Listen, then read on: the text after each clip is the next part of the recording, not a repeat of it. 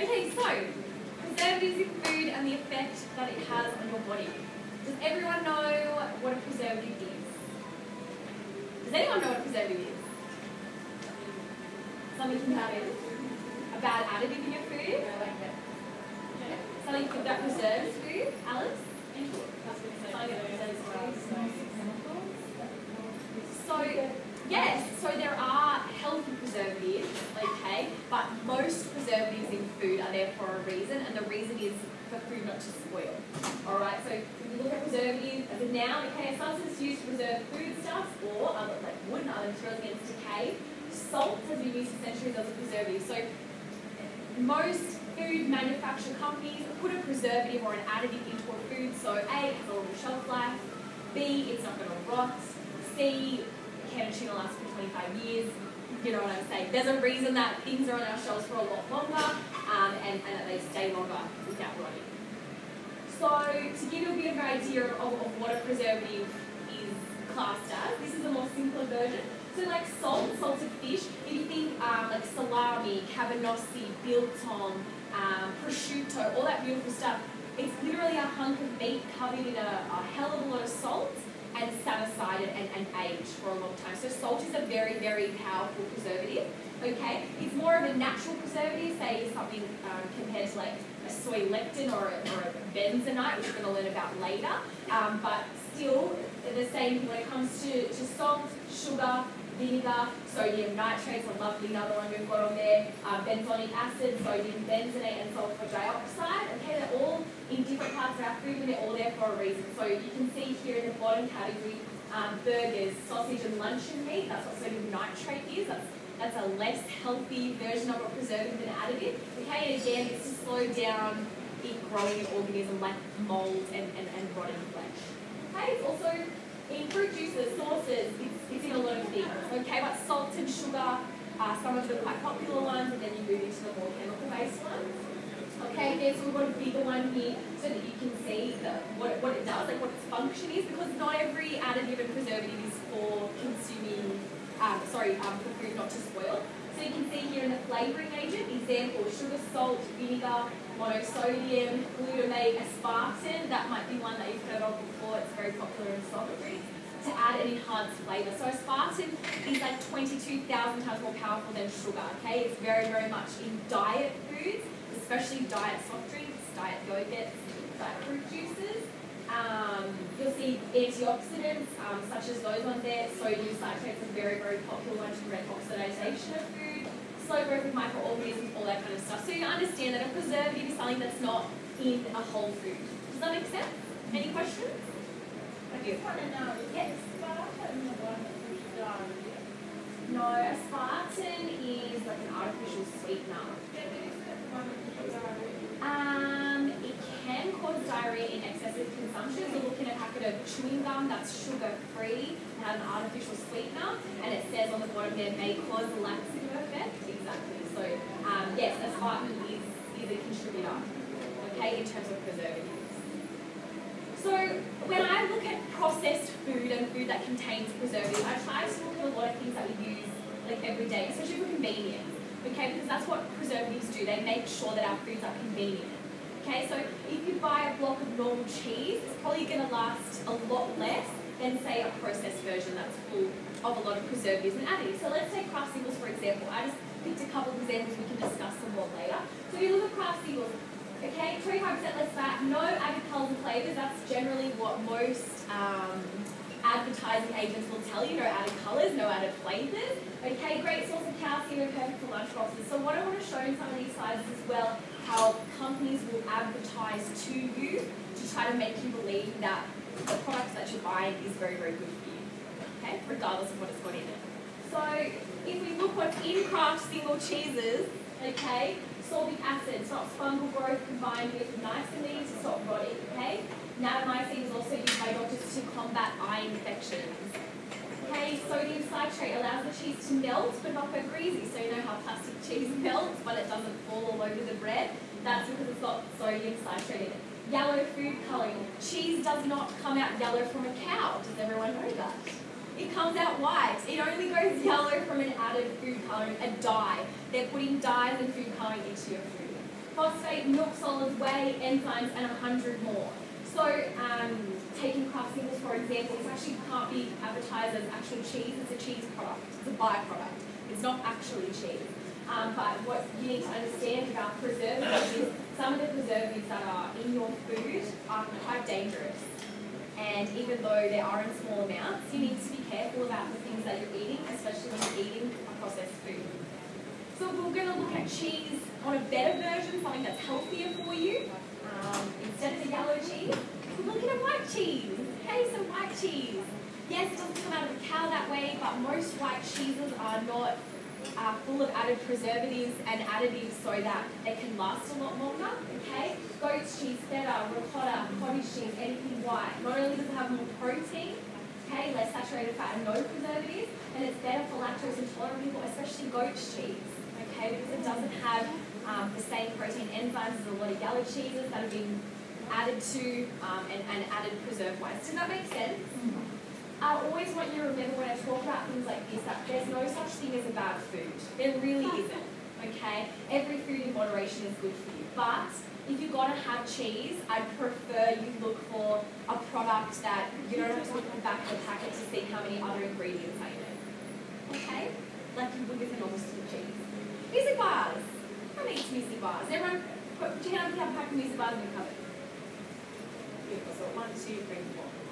Sweet. So almost half the group has muesli bars, right? Why do we eat muesli bars? Because they're quick, they're easy, good snack. You think it's healthy? You think it's healthy, exactly. Why do you think it's healthy? No, it's just a lot of nuts, fruits, and brand packaging is very persuasive, isn't it? So if you look at this one, this is why I chose this one, it says nice and natural nut bar yogurt. So the key words here being nice, natural, nuts, yogurt, okay? It's a great snack, yogurt topping, it's got fruit, it's got nuts. So if you associate your food with the things that you know about food, so fruit is good for you, nuts are a great source of protein, they're fabulous for you. So if you're looking at this product in the supermarket, say for yourself or your kids, okay? But what you're not looking at is the list of additives and preservatives in that specific bar. Emulsifiers, brown sugar, sugar, it's full of sugar, that's why it lasts on the shelves for so long, okay? Gelling agent, soy lectin, and 40% oats.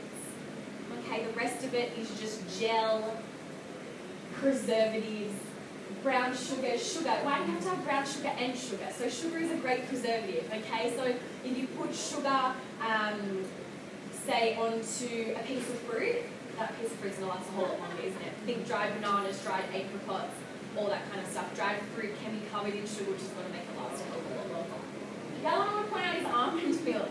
Now, almond milk has been very, very popular in the health industry. It's like pomegranates and kale and all that lovely stuff. And while it's a great alternative for people that don't drink dairy, okay, or are dairy intolerant, all of a sudden, what I want you to understand about almond milk is that it contains 2% almonds in an entire carton, 2%. Okay? The rest of it is evaporated cane juice, calcium carbonate, sea salt, potassium citrate, carrageenan. Does anyone know what that is? Do you know what any of that? Sunflower lectin is sunflower oil, so it's just vegetable oil in the almond milk. Okay? Vitamin A, which sounds great. Vitamin D2, which sounds great. But if you look at the percentages, you're looking at least 6% of your daily needs. It's not really going to hit it. So what I want you to make sure is that when you're buying these consumer products, and especially consumer products that are very, very high on our health list, like almond milk has become extremely popular in every smoothie, in every smoothie bar. What are you actually drinking? Are you drinking almond milk? So what is better? Is it like iron lactose? Is it better to have like soy? So you could make your own almond milk. Find a recipe to make your own almond milk. It's 2 cups of water, a cup of almonds, you let it soak for 2 days, and then you strain it through a little cloth. That would be your own almond milk, and it will be made purely from almonds. Soy milk you have to be careful with as well, because it's the same kind of thing. It is a processed form of dairy, okay, that's again full of preservatives and additives. I would honestly suggest if you were sensitive to dairy, which is probably one of the closest, it really does come from a cow. Obviously it is pasteurized, but it's pasteurized for a reason, to make it health and safe for us, unless you believe they should have raw milk. So if you're going to go non-dairy, I would make your own almond milk. It's very easy to do. A lot of people think it's very, very difficult to do. Or I would source out a healthier grocer or a small health food store that stocks an almond milk that is at least over 50% almonds, because 2% almonds means you're basically drinking sunflower oil. That's what you're doing. Especially the Blue Diamond, that's one of the most popular at the moment. The So Good version of this has 9 tablespoons of sugar in it. So again, that's what you want to be watching. I think when we look at food labels, we get so caught up in fat and calories and sweet, but we're not looking at all those micronutrients, i.e. sugar, salt, and all those other processed areas and additives that they're adding to all of our food. So almond milk is a really great example of something that is highly processed, full of processed ingredients, and full of additives. Okay? I want to give you another example of perfect advertising. We have sesame seed snaps. Okay? So let's take a perfectly healthy sesame seed, coated in yogurt, soy lectin, emulsifiers, among other things, and now we have a product full of so much sugar it rivals a Tim Tam per serving. But as you can see from like a consumer product, that's a healthy product, isn't it? Right? It's gluten-free. It's made from sesame seeds. It has yogurt in it. That would be a better version of a snack, especially for kids, especially for lunchbox. I know I used to eat them, but if you are smacking 4.2 teaspoons of sugar, and you might as well have a Tim Tam, what's the difference? Do you know what I mean? So in terms of preservatives and additives to food, you need to be careful. Sugar is probably the number one thing we're talking about at the moment. I think it's because it's really changed the way people are losing weight, the way our bodies are metabolizing fat, and we've become a society now that is almost up there with America and Mexico, which are the 2 most obese countries in the world. Now there's a reason for that. You can't tell me that gym memberships have gone up and people are exercising more and people are trying to eat more healthy, okay, but the rate of obesity is not slowing down. So is it because we have a product like this that's marketed to a general consumer as a healthy product that now contains more sugar than a Tim Tam? Well, we don't know that. We assume it's healthy, so we eat it. Okay? So looking at the back of products is so important. This is another one. Very, very interesting. Always going about Coke. Always going about Coke. Everyone knows Coke's full of sugar. Okay? But when we go to the movies, of course we want to have a Coke. What I want you to understand is that this is almost got the same amount of sugar through the reconstituted fruit juice and additives that they've added to the Ribena juice as Coke. Okay, so whilst you think you're drinking a beautiful fruit juice, we associate fruit with health, you have the same amount of teaspoons of sugar as Coke. I don't have to go on about the health defects of Coke. To our lovely blackboard out the front that I do every month, the only way I can clean it perfectly and get rid of all the chalk is to clean it with Coke, and that's what I use every month. Yeah, a litre of Coke. It's the only thing that will get all the residue of chalk off the blackboard.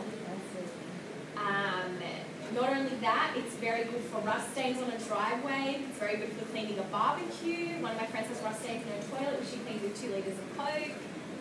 If you can imagine that something that acidic and that full of preservatives, i.e. number 1 being sugar, and in America more so here, high fructose corn syrup, which is 20 times sweeter, it's just another version of sugar, you can imagine what it's doing to the insides of your body. Okay?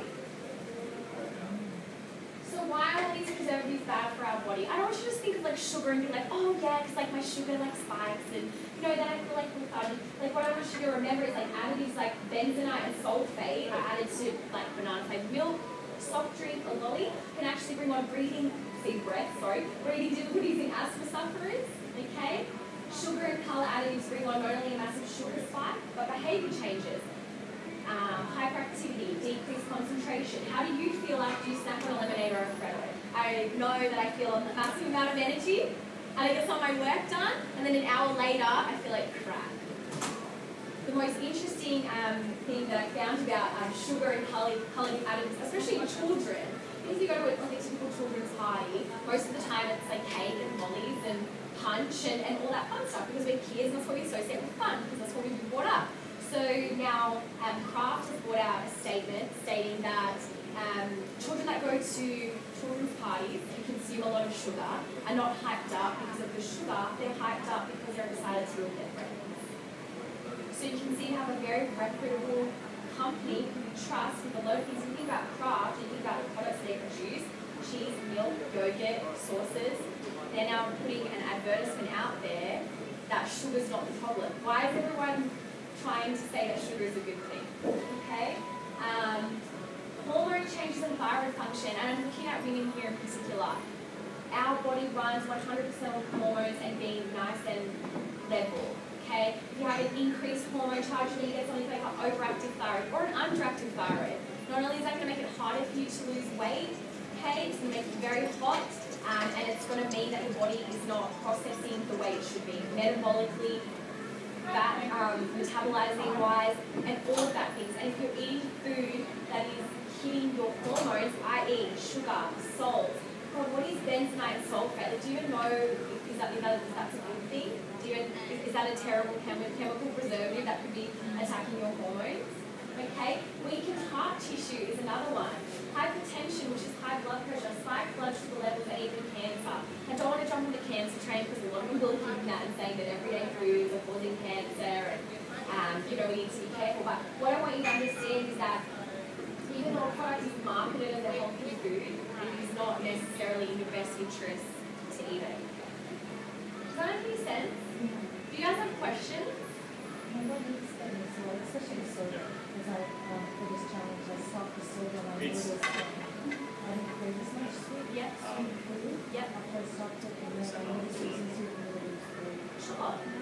Sure. So sugar is a great example of inhibiting your fat metabolizers, okay, because it bypasses the pancreas, it goes straight into your stores. That's exactly what it does.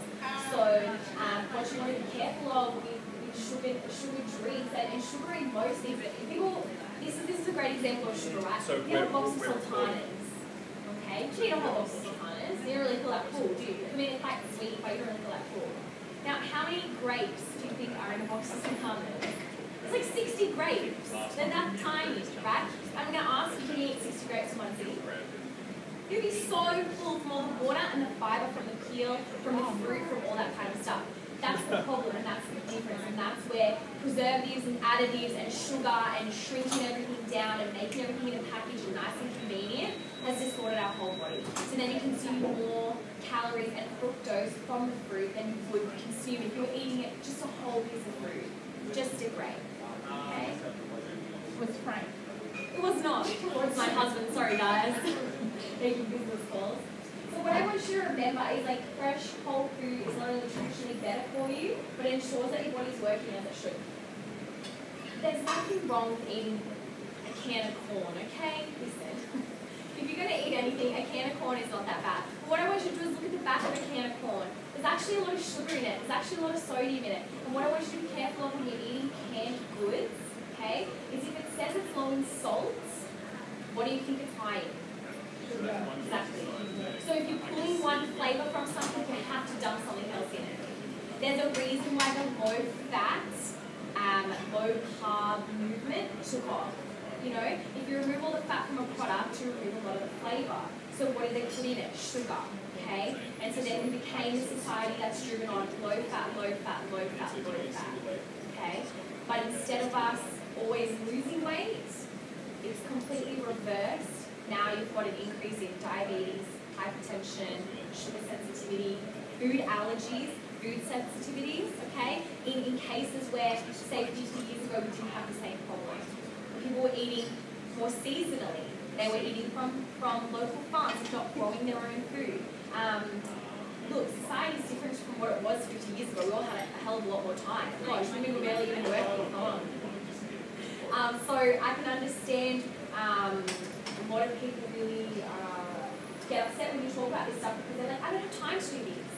You know, I don't have the time to always just get to the grocery store and make sure I have fresh food because I need to prepare it and I need to chop it, I need to peel it, I need to cook it, and I need to eat it, and I've got to do the dishes, and I haven't even watched my Netflix yet. Do you know what I mean? So, like, I understand where people are coming from in terms of time, but then I always go back to, you know, how are you actually spending your time? Realistically, how are you spending your time? You have 24 hours in a whole day. Are you using all of that time wisely?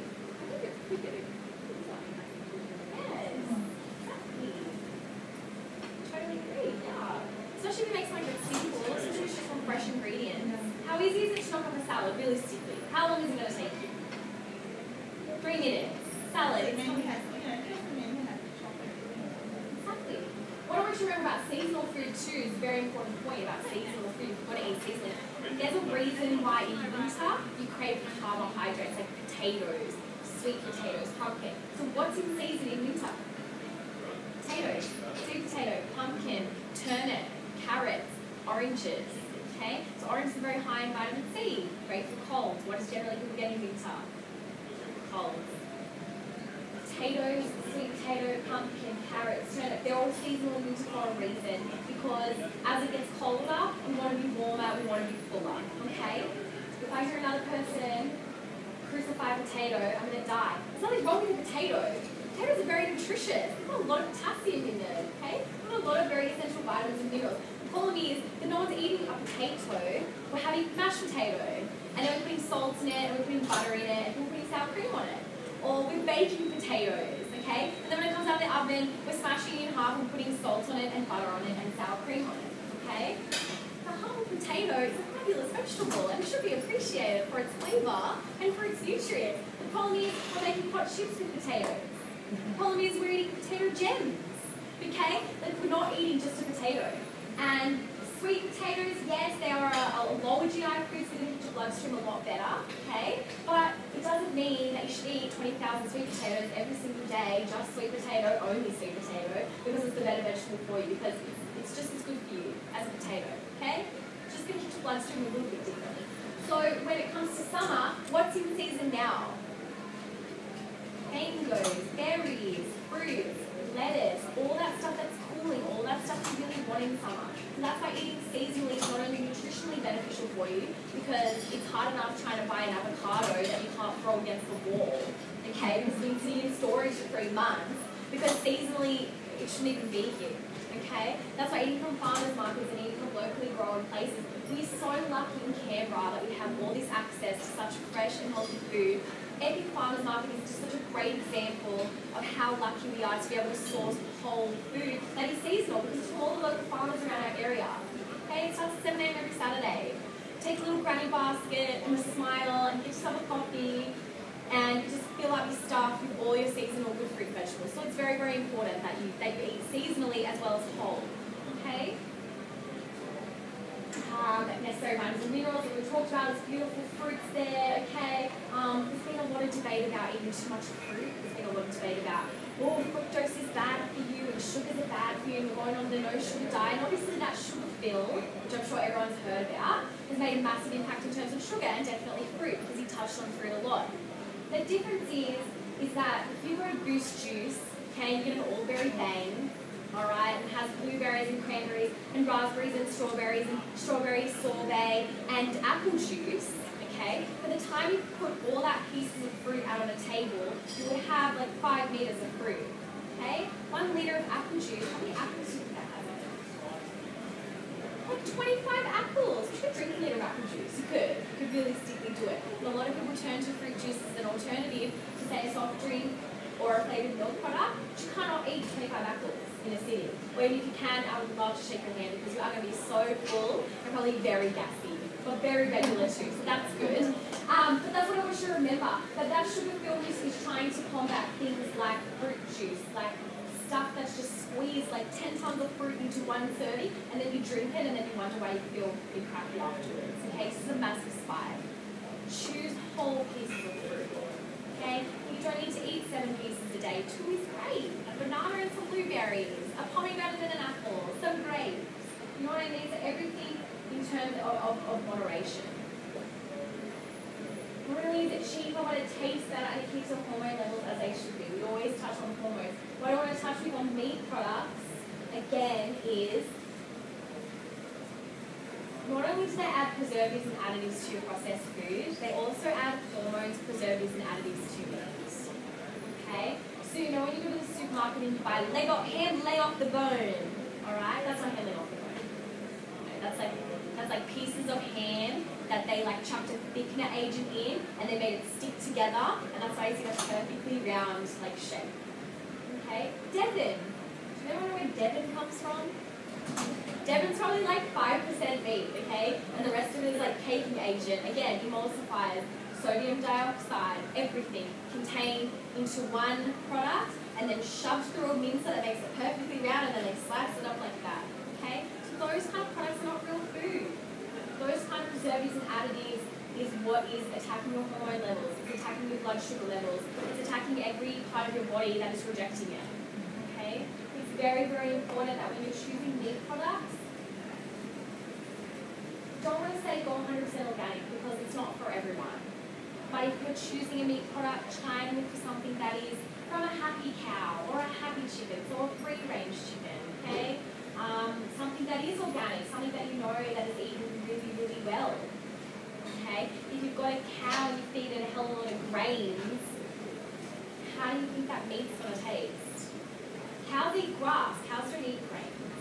Okay? Just like humans eat whole natural food, we don't eat preserved food. Because when we do, the flow effects are the problem that we are now. And I always compare us to an animal because look at a koala bear, for example, okay? So they eat eucalyptus leaves, that's all they eat. There's a reason that koalas sleep for like 20 hours out of 24 hours in a day. They have to sleep that way because the eucalyptus will actually poison them if they don't. Does that make sense? So animals and humans are the same. We are designed to eat certain amounts of food, okay? We're designed to eat certain types of food. So when we eat processed foods, the end results are never any better. Now, I'm not telling you not to go and have a takeaway on Friday night with your partner or your family because we all have to live, and that's important. The problem comes when we increase in our diet all these processed foods, foods that are high in sugar, that we think that are healthy, that we're doing healthy things for our family. Items of meat and fruit and vegetables that have been sitting in storage for 3 months that aren't going to have the same nutritional benefit. Some people believe that snapped frozen food and fruit or vegetables, for example, contain more nutrients than fresh vegetables because they're snapped frozen at the time. They're not sitting out in the storage container. Okay? Does that make sense? You guys are all on the challenge, so you guys are all learning as you go, I'm sure, more and more about calories and foods and all those kind of things. But what I want to make sure that you know as well is that the foods that you're eating are good quality. If you really, really want to yogurt, even though we all have Chobani yogurts on our meal plans, I understand, and I'm not going to bash the Chobani yogurt, sorry Cam. But if you think about it, why couldn't you just have a Greek yogurt, okay, just a normal Greek yogurt and chuck some fruit on there? If you've got a big slurp of strawberry syrup at the bottom of that yogurt, what do you think that is? What do you think is in that? Yeah, a hell of a lot of sugar. Yeah. Yeah, definitely. Oh, it's not sweet, it's fine. So there's like a rule that most people say when you enter a supermarket, you should sit to the outside of the shelves. Okay? Because there's nothing decent on the inside of the shelves. Except for dishwashing liquid and toilet paper, I will allow you to buy those. Okay, but as soon as you enter the supermarket, fruit and vegetables, that's what you walk into. The next section is like dairy, eggs, cheese, yogurt, then it's meat. I'm just going on the coals downstairs here, plugging away. Then as you move through, you're going to like some breads, okay, then there's frozen food, and then you're out the door. Everything else in those aisles you should be avoiding. Literally. There's no goodness in them. If you look at a standard can of tomatoes, you've got 8.8 grams of sugar. In a can of tomatoes, why do you have 8.8 grams of sugar in there? It's a preservative. It preserves your food. Okay? Why can't you just buy a bag of fresh tomatoes? Most people that make tomato sauces, you have to add brown sugar. Why are we adding brown sugar to our tomato sauces? Because our palates aren't used to that flavour. Everyone needs to redesign their palates to be able to make the food that you should be eating, that whole food, more palatable because we're so used to having such intense flavours that it's going to be pretty sweet and that yogurt doesn't taste, I'll put some more honey on it, or I need to add this to it because it doesn't taste the same. And it's all because our taste buds have become so expectant of all this flavour from all these processed foods that we're eating. Sauces, some of the sauces on the market, barbecue and tomato, have more sugar in it than a chocolate milkshake. I'm being deadly serious here. Like, why do you think it has that? Why do you think it's on the shelf since 2019? Have you ever looked at the expiry date of a barbecue sauce? It would last for like 3 years. Okay? So if you can put it in a bomb shelter, I really don't want you to eat it. Does that make sense? So top tips to make the right choices. Does it grow in the ground? Okay, that's a big one. Alright? If the carrots you were eating are from a can, I'm going to say that's a no-go. Alright? Unless you're camping. If I left it out, would it go bad? I don't know how much truth there is to this story, but I'm sure you've all seen the fabulous picture of the Russian guy, because they don't have McDonald's in in Iceland, in Reykjavik, the capital of Iceland, they don't have a McDonald's there anymore. They used to. And a guy about 15 years ago bought a cheeseburger meal, and it is still, like, not completely preserved, but it's still preserved. There's a reason for that. Another fun fact I'm going to give you. Why do you think there's a pickle on a cheeseburger? Why is there a pickle on a cheeseburger? Does anyone know? Now, I love pickles. I love them. I think they're great. But yes. If you do not put a pickle on a cheeseburger at McDonald's and there's that much sugar in the bun alone, it would be classed as confectionery. I'm not joking.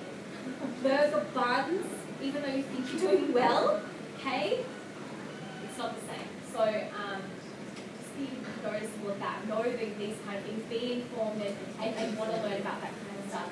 Was it once living? Yay! Okay, I know what that ingredient is. Someone always said to me, like, would your grandmother use it? If my nan doesn't know what that ingredient is, why am I eating it? Why are we eating all these additives and these things in our food and we don't even know what they are? You wouldn't drink petrol because you know it's bad for you, don't you? You know it could kill you. Am I right? No one goes there and drinks a cup of petrol. Like, I know all of you don't. Bless you. Little sickos now told me, yeah? But seriously, no one goes and drinks a cup of petrol, right? But if I watered that petrol down 20 times over, I was only a tiny bit of petrol, would you drink it? Would you? If I gave you a cup of petrol and I diluted it 20 times down, would you still drink it? Why not? Because it's petrol. And what's wrong with petrol? It's a chemical. And it's really bad for you and it's used to run cars. So if we go back through my other slides and we look at one of the additives that I was talking about before, and it's used to treat eye infections, okay? But like, that's what you're eating. Like, you're eating that. So what you're telling me is like sorbic acid, which is in like Kraft single cheese, which you end up here if you've ever had a cheeseburger from McDonald's. Ah, okay, girls, right? So you all ate that stuff in there that's used to combat eye infections, but it's all sticky and so black and blue that you're not going to drink petrol. You don't even know if I'll water it down 20 times. Do you know what I'm saying? Now there'll be loads of people that are watching this seminar that are like, geez, Cara, that's a little crazy. You know, like petrol's not the same as sorbic acid. Really? Is it really not the same? That's how I want you to envisage it. If it's a chemical and it's an additive and a preservative that makes something last so long, it could last for 3 years, why are you putting that into our bodies? How do I think our body's going to react to that? Alcohol is a very, very big one. It's a very, very sit on the fence kind of thing about in terms of what people think about alcohol, but alcohol is a toxin. I don't care that your doctor told you to have a glass of wine every day because it's full of antioxidants to keep your blood pressure down. It is a toxin. As soon as alcohol hits your body, as soon as it touches your lips, all your body wants to do is get rid of it. The biggest problem is that people that drink 50 glasses of wine and go out with their friends, what do they want to do at the end of the night? Hello, chicken gourmet. Love your chicken gourmet. The problem is your body's not even concerned with what you just eaten.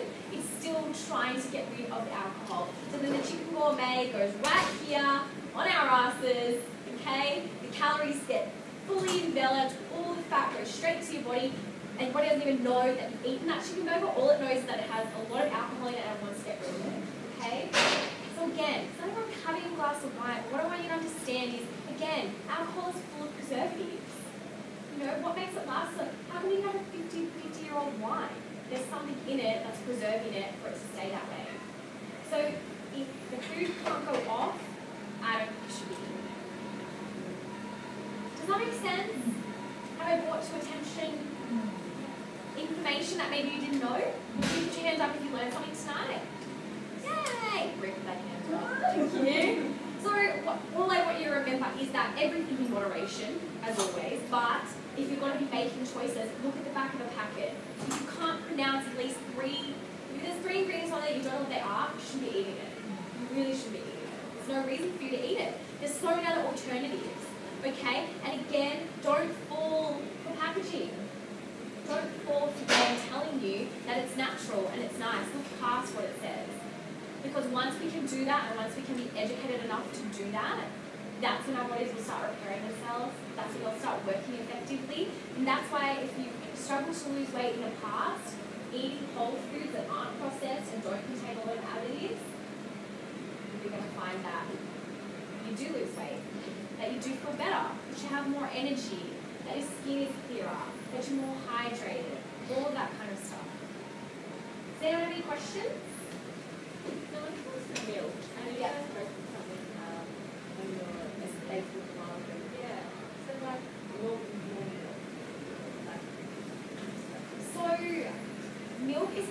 funniest things in the world. I think David Olds says in one of his TED Talks, like, milk is one of the funniest foods alive because it is one of the most nutritious forms of liquid that they literally went and added like banana flavouring to. And they just made like flavoured milk. Like, why would you ever do that? It's this perfect product and someone put 46 grams of sugar in it and then gave it to kids. Whole milk, okay, organic or not, whole milk, not everyone can process it. And not everyone will believe me. A lot of people have a lot of views on dairy and what they believe it does to a body. I think people would have heard that we're the only mammals that continue to drink milk, you know, after we're a certain age. But if you want to drink milk, yes, whole milk, full fat milk is better for you than skim. Skim milk has more sugar in it than whole milk does. Okay? Soy milk is processed. Almond milk is processed. Low-fat milk has more sugar in it. Why do you think it has more sugar in it? Making that fatter. Now, obviously, if you are a diabetic or you are someone that has been told to